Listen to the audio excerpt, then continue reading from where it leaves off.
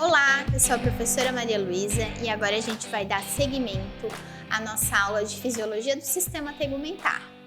Nessas últimas partes da aula, parte 3 e parte 4, a gente vai falar sobre patologias cutâneas.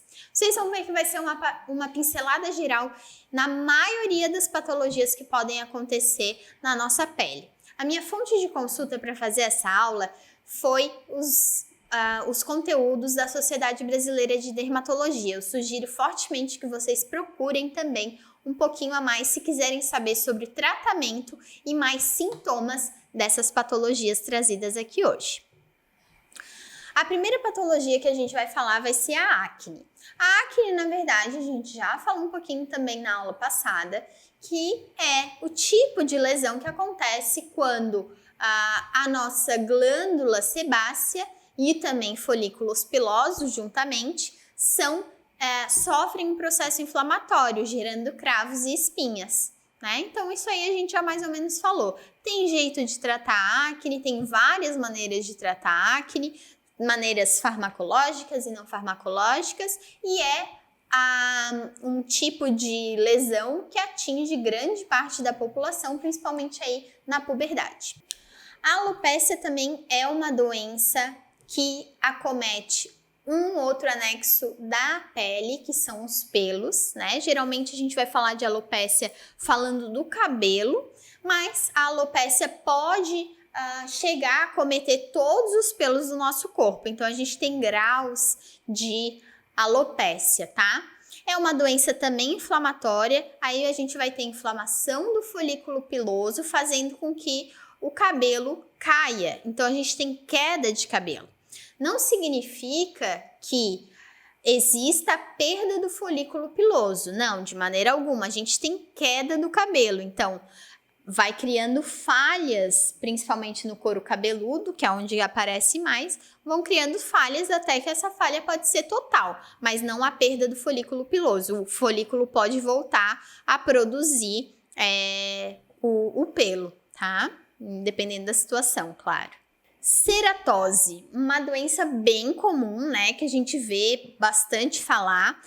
Na verdade, ela é uma alteração do extrato córneo, né? Ela pode ser uma ceratose seborreica, que é super comum, onde eu tenho retenção da secreção da glândula sebácea, né? E aí eu vou criando um pouco de descamação e pontinhos amarronzados na pele. Posso ter uma ceratose actínica, que é causada pela exposição ao sol, então eu vou ter acometimento do meu extrato córneo por causa da exposição solar. E eu posso ter também a ceratose folicular, que eu vou ter uma alteração na camada córnea bem na região do folículo. Então, é aquele aspecto de bolinha que dá onde a gente tem o pelo, tá? Cisto também é algo que, meu Deus, quando a gente olha, nossa, eu tenho um cisto na pele. Parece assim algo muito grave, mas geralmente não tem problema nenhum, tá? Inclusive a pessoa pode conviver com um cisto na epiderme por muito tempo, tá? Na epiderme não, na pele. E ele é um nódulo benigno, ou seja, é uma alteração estrutural ali na região da nossa derme, na região do folículo. E aí, isso pode acontecer em qualquer região do nosso corpo. Geralmente, a gente pode ter o cisto ou o lipoma. Quando a gente está falando de lipoma, a gente está falando, então, de um acúmulo da massa de tecido adiposo, tá? Pode ser lipoma ou pode ser cisto, mas geralmente ele vai dar esse aspecto de nódulo na pele, tá? Uma bolinha na pele. Uma bolinha ou uma bolona, né? Vai aumentando de tamanho, pode chegar até 10 centímetros. Dermatite também é outro ponto, nossa, super comum da gente encontrar por aí, né? O importante de falar da dermatite é que elas não são contagiosas e não são causadas por falta de higiene. Então, não é para ter aquele nojo da pessoa que tem dermatite, tá? Pode ser dermatite atópica, que é a dermatite que vai acontecendo que ela aparenta, né, uma pele bem seca, e também pode ser uma dermatite seborreica, que ela vai dar aquela... tem a ver com a produção de sebo, né, na nossa pele, e ambas, tanto a atópica quanto a seborreica, vão gerando descamação do tecido epitelial. Falei para vocês também que eu ia abordar um pouquinho aqui sobre doenças fúngicas da pele. Dando uma pincelada bem geral, que a gente poderia ficar uma aula inteira falando só de doenças fúngicas da pele, a gente pode dizer que existem as dermatofitoses, ou seja, infecções fúngicas que acontecem na pele, causadas por fungos chamados dermatófitos, justamente por infectarem a pele dos indivíduos, e elas são sim contagiosas, tá? Geralmente o contágio vai acontecer pele a pele, mas elas também podem ser passadas de animais para seres humanos. Então, por exemplo, cachorros, gatos, animais domésticos que tenham alguma doença fúngica, isso pode passar para o ser humano também, tá? Onicomicose é a micose de unha, que a gente está já mais acostumado a falar, né? Então, pode acontecer por fungos dermatófitos e pode acontecer por outros tipos fúngicos e são sim contagiosas. Por isso, quando a gente vai fazer exame de piscina, para ir na piscina do clube, o médico pede para olhar a nossa pele e também as nossas unhas, porque esses dermatófitos e outros fungos podem ser transmitidos através, por exemplo, da água da piscina.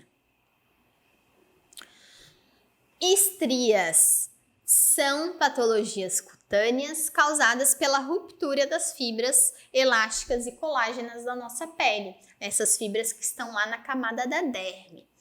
Quando ocorre uma distensão exagerada, seja por um crescimento acelerado, seja por ganho de peso, seja pela gravidez, a pele se estica mais do que ela aguenta e aí forma esse tipo de estria, rompe o tecido. Pode acontecer em ambos os sexos, tá? É mais comum em mulher, mas pode acontecer em ambos os sexos. Pode estar relacionada a alterações hormonais, como é o caso da puberdade, na gravidez e também em casos de obesidade, como eu já falei anteriormente.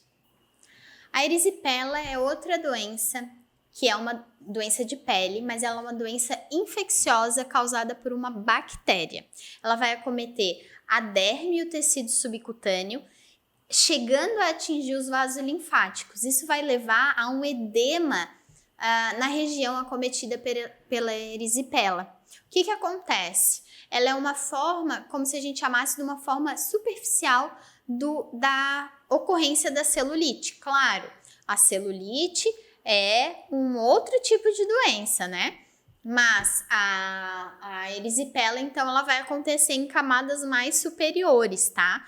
Só que por ela acometer os vasos linfáticos, vai causar um edema tecidual e ela acontece principalmente nos membros inferiores, que é onde a gente não, devido à infecção, né, a gente não consegue drenar muito bem esses vasos linfáticos para os órgãos, os linfonodos, tá? Só que para a gente ter erisipela, considerando que é uma infecção bacteriana, a gente tem que ter uma lesão inicial para que essa bactéria adentre nas camadas mais profundas da pele. Doencinha super comum da gente ouvir falar é a sarna. Um nome bonito da sarna é escabiose. A escabiose é causada por um ácaro chamada Sarcoptes scabiei. E esse ácaro, eu coloquei ali no slide 29 uma fotinho para vocês, ele vai fazer lesõezinhas na nossa pele, né, para se alimentar. E ela é uma doença contagiosa, mas é importante a gente lembrar dois pontos. Primeiro, para ter essa lesão, o contágio é humano-humano. Cachorro que tem sarna não vai passar sarna para humano, tá? Gato que tem sarna não vai passar sarna para humano. Claro que é um indicativo que esse animal esteja já acometido de outras patologias que podem ser transmissíveis para o ser humano, mas sarna é espécie específica, ou seja, cada espécie tem um tipo de ácaro que vai ser atraído por aquele organismo, tá? E para ela ser contagiosa, eu preciso de um contato prolongado daquele ácaro com a pele a ser parasitada, tá? Então, não é assim tão rápido. Encostou uma pessoa que tá com sarna, ou peguei uma roupa de uma pessoa que tá com sarna, usei uma vez e vou ter sarna. Não, preciso de um contato prolongado com a pele. Foliculite. It sempre quer dizer inflamação, é um sufixo que denomina inflamação. Folículo é o folículo piloso, então inflamação do folículo piloso. É uma doença sim contagiosa, pode ser causada por vários tipos de micro-organismos, principalmente bactéria, mas pode acontecer por vírus e fungo também. Ela geralmente é bem superficial, tá? Vai acontecer só ali na parte mais da epiderme e, se não tratar, a remissão da doença espontânea, tá? A gente consegue combater bem somente com o nosso sistema imunológico. Já o furúnculo, ele é uma infecção bacteriana e ele é como se fosse uma foliculite que acontece nas camadas mais profundas da pele. Por acontecer nas camadas mais profundas, o que vai acontecer?